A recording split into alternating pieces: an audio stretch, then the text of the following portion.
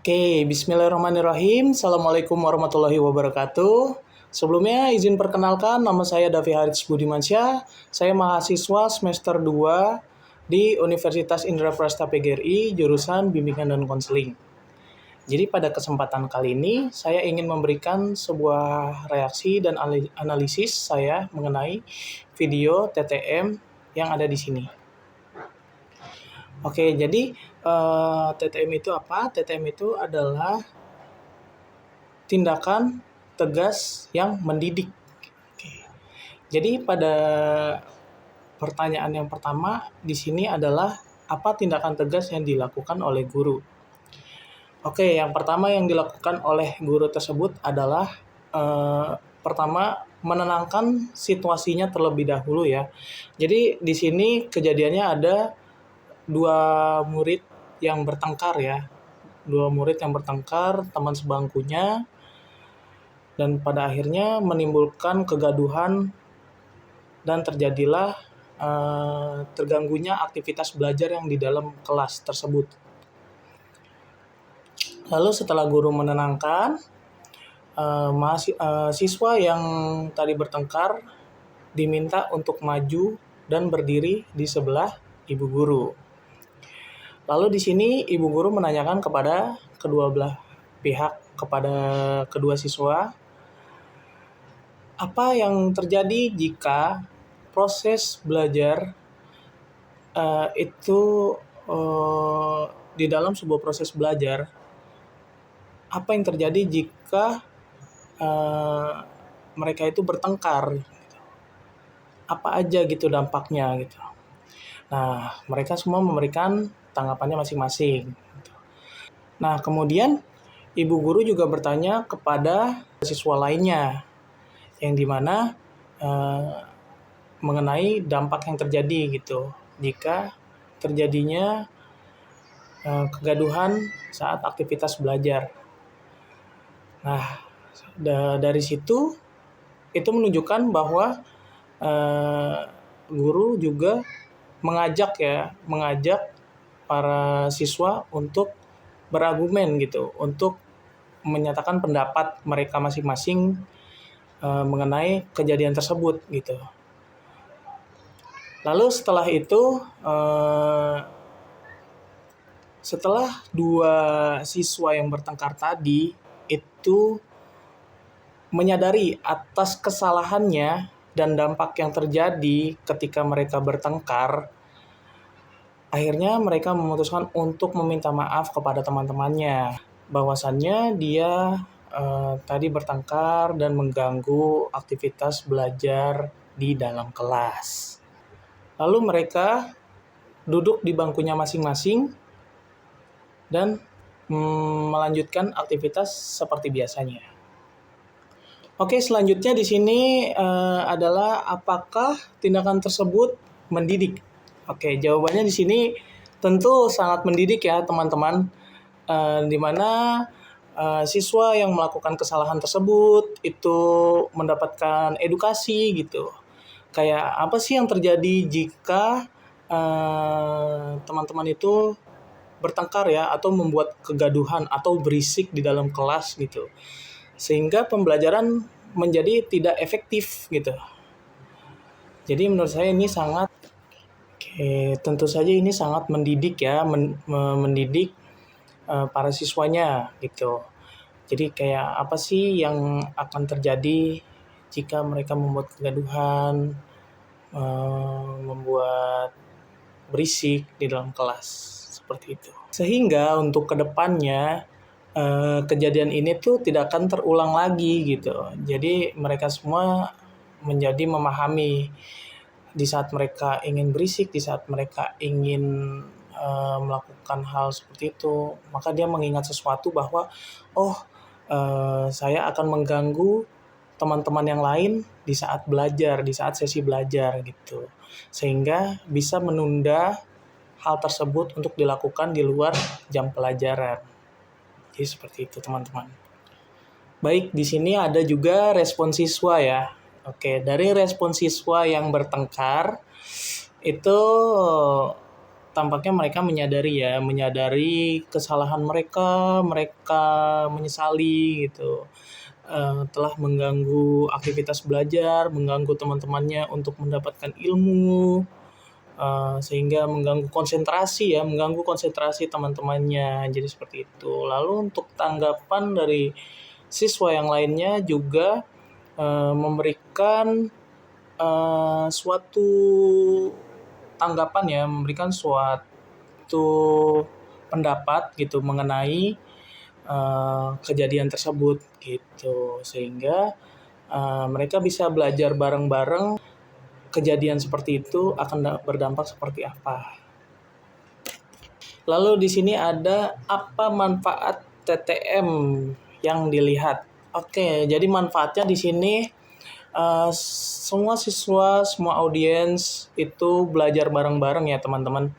Jadi mereka belajar bareng-bareng gitu, mengenai kejadian tersebut, dampaknya, akibatnya gitu. Jika mereka membuat kegaduhan, membuat berisik di dalam suatu kelas gitu.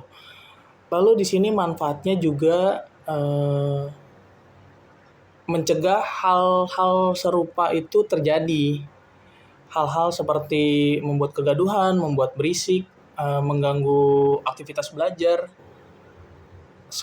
Semua itu semoga saja bisa mencegah ya dari kejadian ini, dari masalah ini, untuk kedepannya tidak akan terjadi hal-hal seperti ini. Jadi seperti itu teman-teman.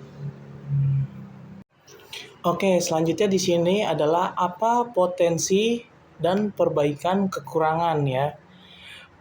Jadi untuk, potensi dan perbaikan kekurangan ada sedikit ya perbaikan menurut saya gitu. Jadi, bahwasannya pada saat mereka dipanggil ke depan untuk berdiri di depan bersama ibu guru, kurangnya penjelasan gitu, kenapa mereka dipanggil ke depan gitu. Seharusnya bisa lebih spesifik gitu, bisa lebih jelas kenapa mereka dipanggil ke depan, tujuannya apa gitu. Sehingga, siswa yang dipanggil ke depan itu tidak merasa bahwa, dia dijadikan contoh yang buruk gitu. Lalu ada perasaan malu yang berlebihan gitu. Jadi kayak dia merasa kayak, "Aduh aku malu banget nih, aku berbuat kesalahan, habis itu dipanggil ke depan gitu sama guru," gitu. Seharusnya lebih spesifik dengan cara berikan, perkataan ya. Contohnya adalah, eee, sebelumnya Ibu, ingin memberitahu kepada kalian semua bahwasannya tujuan Ibu memanggil, kedua siswa, tersebut gitu, tidak untuk dipermalukan mengenai masalah ini, tetapi tujuan Ibu memanggil ke depan adalah supaya teman-teman semua bisa belajar gitu mengenai kejadian ini. Jadi perlu adanya penjelasan lebih dalam ya mengenai, bukan penjelasan, alasan kenapa kedua siswa itu dipanggil ke depan gitu. Lalu di saat, dipanggil ke depan, perlunya ada penjelasan lagi mengenai, masalah gitu. Kenapa mereka berdua bisa bertengkar gitu, kenapa mereka bisa bertengkar, bisa berkelahi gitu. Jadi perlu ditanya satu persatu tentang emosi mereka gitu. Lalu, di video tersebut itu, perlu adanya, simbol perdamaian ya. Jadi kayak mereka entah berjabat tangan atau mereka saling peluk misalnya satu sama lain atau, bisa meminta maaf gitu. Jadi simbol perdamaian. Sehingga nanti di saat, kemudian hari atau di saat mereka bertemu lagi di lain hari, mereka menjadi tidak canggung. Jadi seperti itu untuk perbaikannya. Oke, Assalamualaikum warahmatullahi wabarakatuh. Halo semuanya, perkenalkan nama saya Davi Haris Budimansyah. Saya mahasiswa semester 2 Universitas Indra Prasta PGRI, jurusan Bimbingan Konseling. Jadi hari ini saya ingin menyampaikan reaksi saya terhadap sebuah video pembelajaran yang menampilkan dua siswa yang bertengkar di dalam kelas. Dan bagaimana guru menyikapi kejadian tersebut.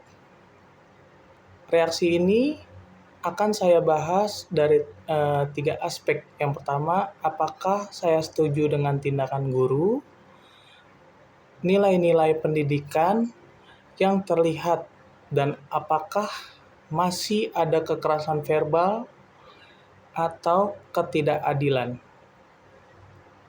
Oke, yang jadi pertama adalah apakah saya setuju?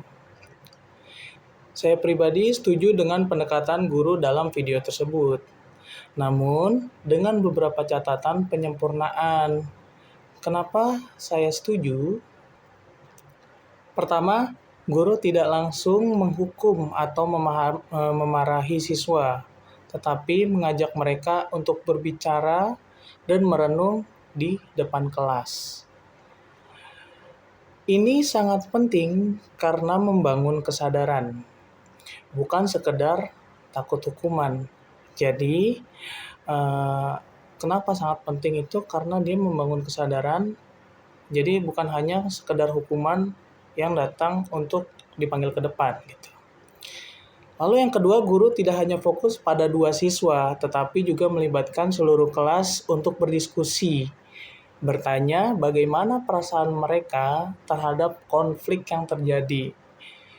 Ini memperkuat nilai empati dan tanggung jawab sosial.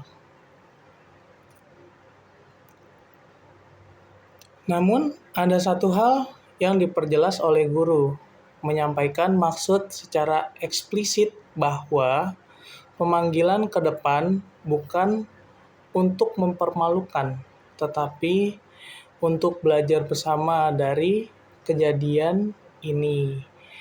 Jadi, perlu adanya penjelasan lebih lanjut mengenai kenapa siswa dipanggil agar siswa tidak merasa dijadikan contoh buruk, tetapi merasa bahwa pengalaman mereka bisa berguna bagi teman-teman yang lain. Jadi, bahwasannya dia tidak hanya menjadi bagian contoh buruk, gitu. Jadi bisa menjadi contoh baik bagi teman-teman yang lain, gitu. Lalu di sini yang kedua, ada aspek mendidik yang terlihat. Oke, dalam video ini saya melihat banyak aspek mendidik yang positif dan patut dicontoh. Di antaranya adalah yang pertama adalah refleksi siswa, di mana guru memberikan ruang bagi siswa untuk merenungkan tindakan mereka sendiri ya. Jadi tindakan mereka yang mereka lakukan seperti membuat kegaduhan di dalam suatu kelas seperti itu. Lalu di sini siswa diminta mengungkapkan apa dampak dari penekanan tersebut terhadap proses belajar, apakah mengganggu proses pembelajaran ataukah mengganggu konsentrasi teman-temannya. Jadi seperti itu ya. Ini menanamkan kesadaran diri dan tanggung jawab atas tindakan mereka, tindakan yang mereka lakukan gitu. Lalu di sini ada empati sosial. Ketika guru menanyakan pendapat teman-teman sekelas, ini mengajarkan bahwa pentingnya perspektif orang lain. Jadi pandangan orang lain, jadi gitu. Tidak hanya 2 siswa yang ada di depan saja gitu. Juga teman-teman yang duduk di depan, yang sedang duduk bersama teman-teman yang lain. Siswa belajar bahwa tindakan mereka tidak hanya berdampak pada diri sendiri, tetapi juga mengganggu orang lain.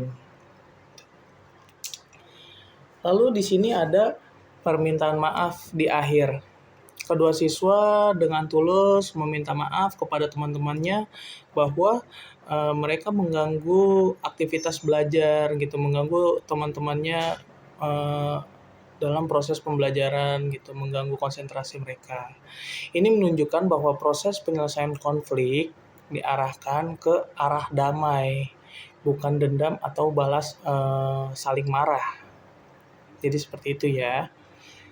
Lalu apakah masih ada aspek kekerasan verbal, ketidakadilan, atau ketidaksesuaian? Menurut saya, potensi kekerasan verbal hanya muncul di awal pertengkaran, tapi tidak berlanjut karena guru langsung mengalihkan situasi menjadi lebih reflektif. Gitu. Jadi pada awal memang guru seperti seperti marah ya, bukan marah tapi tegas gitu kepada siswa dan menenangkan situasi. Gitu. Lalu di sini kekerasan verbalnya adalah di awal mungkin ada nada tinggi atau kata tidak sopan. Seperti yang tadi saya bilang ada nada tinggi ya, nada tegas dari seorang guru gitu. Tapi guru tidak membalas dengan kemarahan, justru mendidik secara tenang dan tegas. Jadi sehabis mereka menenangkan situasi gitu, beliau mendidik secara tenang dan damai gitu, tanpa adanya kekerasan dan nada tinggi. Lalu di sini ketidakadilan. Saya tidak melihat ketidakadilan karena guru mendengarkan kedua pihak secara seimbang, bahkan meminta pendapat teman-temannya juga. Jadi di sini tidak ada ketidakadilan ya teman-teman ya. Jadi di sini semua adil, semua berpendapat, semua berbicara gitu, dan guru juga mempersilahkan untuk para siswa untuk berpendapat. Oke, lalu di sini ada ketidaksesuaian gaya. Gaya guru cukup mendidik. Kalau menurut saya sudah cukup mendidik, tetapi perlu sedikit penegasan verbal untuk menjelaskan. Oke, lalu di sini kita masuk ke ketidaksesuaian gaya. Menurut saya guru itu sudah gayanya itu sudah cukup mendidik ya. Tapi menurut saya perlu sedikit penegasan verbal gitu. Perlu penegasan menjelaskan maksud tindakan agar siswa tidak merasa dihakimi di depan umum, seperti mereka dipanggil ke depan gitu, tujuannya apa gitu. Jadi bisa lebih spesifik kenapa mereka berada di depan gitu, tidak menunjukkan bahwa mereka itu menjadi contoh yang buruk gitu. Oke, di sini mungkin lebih tepatnya seperti contoh ya. Contohnya gimana sih kalau misalnya mereka dipanggil ke depan gitu, penjelasannya seperti apa? Oke, jadi di sini ada beberapa contoh kata ya di saat mungkin siswa dipanggil ke depan gitu, ke sebelah ibu guru gitu. Contohnya adalah saya panggil kalian ke depan bukan untuk menghukum, tetapi supaya kita semua bisa belajar dari kejadian ini. Jadi pada dasarnya biar mereka tidak merasa dihakimi. Jadi seperti itu teman-teman. Oke, jadi kesimpulan saya, pendekatan guru dalam video ini sudah sangat sangat baik gitu, sudah sangat sangat baik dan mendidik gitu dengan nada yang rendah. Dengan sedikit penyempurnaan dalam komunikasi, pendekatan ini bisa menjadi contoh yang efektif dalam menangani konflik siswa secara bijak, empatik, dan edukatif. Kurang lebihnya mohon maaf. Terima kasih sudah menyimak reaksi saya. Wassalamualaikum warahmatullahi wabarakatuh.